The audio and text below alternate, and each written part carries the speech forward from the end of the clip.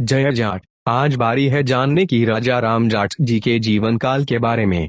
राजा राम जाट भरतपुर राज्य के राजा थे। वे भजा सिंह के पुत्र थे और सिनसिनवार जाटों के सरदार थे। उसने जाटों के दो प्रमुख कबीलों सिनसिनवारों और चाहर को आपस में मिलाया। राजा राम और राम की चाहर शीघ्र ही मुगलों के अत्याचारों का विरोध करने लगे। सिनसिनी से उत्तर की ओर आंग नामक एक समृद्ध गांव था। यहाँ मुगलों का सैन्य दल नियुक्त था। लगभग 2 लाख रुपए सालाना मालगुजारी वाले इस क्षेत्र में व्यवस्था बनाने के लिए एक चौकी बनाई गई थी। इस चौकी अधिकारी का नाम था लाल बेग था। एक दिन एक व्यक्ति अपनी पत्नी के साथ गांव के कुएं पर विश्राम के लिए रुका। लाल बेग का एक कर्मचारी उधर से गुजर रहा था। वह हीर युवती की सुंदरता को देखता है और तुरंत लाल बेग को खबर देता है। लाल बेग अपने सिपाही भेजकर अहीर पति और पत्नी को जबरन अपने चौकी पर लाने को कहता है। उसके सिपाही पति को तो छोड़ देते हैं लेकिन पत्नी को लाल बेग के निवास में भेज देते हैं।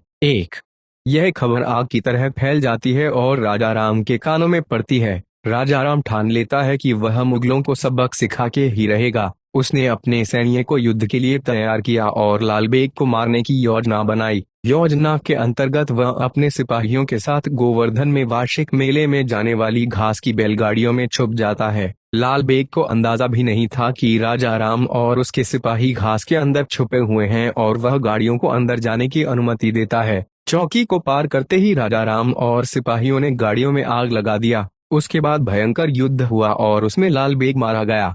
इस युद्ध के बाद राजा राम ने अपने कबीले को सुव्यवस्थित सेना बनाना प्रारंभ कर दिया। अस्त्र शस्त्रों से युक्त उसकी सेना अपने नायकों की आज्ञा मानने को हमेशा तैयार रहती थी। राजा राम ने जाट प्रदेश के सुरक्षित जंगलों में छोटी छोटी किलेनुमा गढ़ियां बनवा दी। इन पर गारे की मिट्टी की परतें चढ़ाकर मजबूत बनाया गया जिन पर तोप गोलों का असर भी न के बराबर था। उसने मुगल शासन से विद्रोह कर उन्हें युद्ध के लिए ललकारा। उसने धौलपुर से आगरा तक की यात्रा के लिए प्रति व्यक्ति से 200 रुपए लेना शुरू किया। इस एकत्रित धन को राजा राम अपने सैन्य को प्रशिक्षित करने में लगा था, जो मुगलों को ढूंढ ढूंढ कर मारती थी। राजा राम की वीरता की बात औरंगजेब के कानों तक भी पहुंची। उसने तुरंत कार्रवाई की और जाट विद्रोह से निपटने के लिए अपने चाचा जफरजंग को भेजा। राजा राम ने उसको भी धूल चटाई। उसके बाद औरंगजेब ने युद्ध के लिए अपने बेटे शाहजादा आजम को भेजा, लेकिन उसे वापस बुलाया और आजम के पुत्र बीद्रबख्त को भेजा।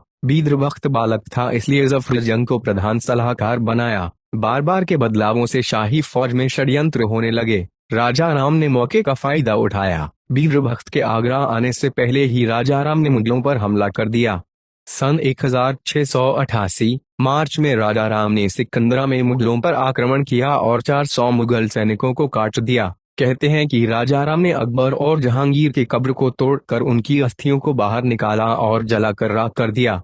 ढाई मस्ती बस्ती करी, खोद कब्र करी खड, अकबर और जहांगीर के गाड़े कड़ी हड। मनुची का कथन है कि जाटों ने कांसे के उन विशाल फाटकों को तोड़ा। उन्होंने बहुमूल्य रत्नों और सोने चांदी के पत्थरों को उखाड़ लिया और जो कुछ वे ले जा नहीं सकते थे उसे उन्होंने नष्ट कर दिया था। राजा राम के साहस की चर्चा होती थी और मुगल शासक उनसे डरते थे। जिस युद्ध के बीज औरंगजेब के अत्याचारों ने बोए थे उसे राजा राम ने नष्ट कर दिया। औरंगजेब के अत्याचार, हिंदू मंदिरों के विनाश और मंदिरों की जगह पर मस्जिदों का निर्माण करने से जनता के मन में बदले की भावना पनप चुकी थी। इसी कारण से लोग मुगल शासन के विरुद्ध विद्रोह करने लगे थे। 2. राजा राम एक शूरवीर नायक की तरह उभर आया। 4 जुलाई 1688 को शेखावत व चौहानों के बीच हुए युद्ध में उन पर एक मुगल सैनिक ने पीछे से बंदूक से वार किया और वो शहीद हो गए। अलवर जिले के हरसोली कस्बे में उनकी समाधि है, जबकि उनकी पत्नी की समाधि जिला भरतपुर के गांव सिनसिनी में है। राजा राम का सिर काटकर औरंगजेब के दरबार में पेश किया गया और राम की चाहर को जिंदा पकड़कर आगरा ले जाया गया, जहां उनका भी सिर कलम कर दिया गया।